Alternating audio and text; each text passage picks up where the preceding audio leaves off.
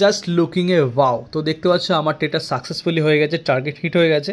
তো যে আমি একই স্ট্র্যাটেজি বারবার দেখানোর কারণ হচ্ছে তোমাদের এটাই বলার যে আমার স্ট্র্যাটেজি কাজ করে, মানে এই স্ট্র্যাটেজি, আমার স্ট্র্যাটেজি বলতে এই যে স্ট্র্যাটেজি আমি ইউজ করি এটা কাজ করে।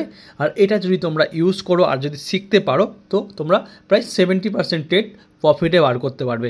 দেখো আমার সাইকোলজি এটাই ছিল যে এখানে মার্কেট উঠেছিল, এখান থেকে ব্যাক করেছিল, তো আবার যখন উঠবে তখন আমি ট্রেডে এন্ট্রি নেবো। তো আমি ট্রেডে এন্ট্রি নিয়েছিলাম, গ্রিন ক্যান্ডেলের ব্রেকআউটে ট্রেডে এন্ট্রি নিয়েছিলাম। তো দেখো ট্রেড সাকসেসফুলি হয়েছে।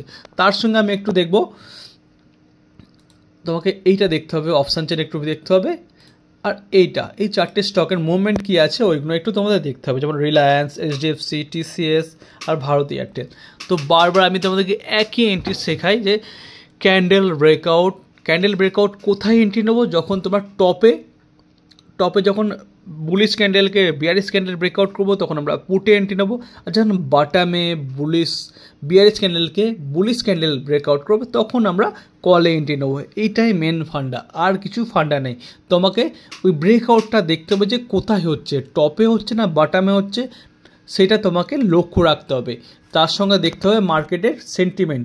যদি মার্কেট দেখতে পাচ্ছ এখানে উঠেছে, এটা টপে ছিল, কিন্তু মার্কেটের সেন্টিমেন্ট যদি তোমার বুলিশ থাকে, এখানে যে নিফটি আন্ডার যে স্টকগুলো ওগুলো যদি বুলিশ থাকে তাহলে ওখানে তোমরা কলে তখন কি করবে, তখন এই যে রেজিস্ট্যান্স ব্রেক করে তখন ট্রেড নেবে, রেজিস্ট্যান্স ব্রেক হবে তখন ট্রেড নেবে।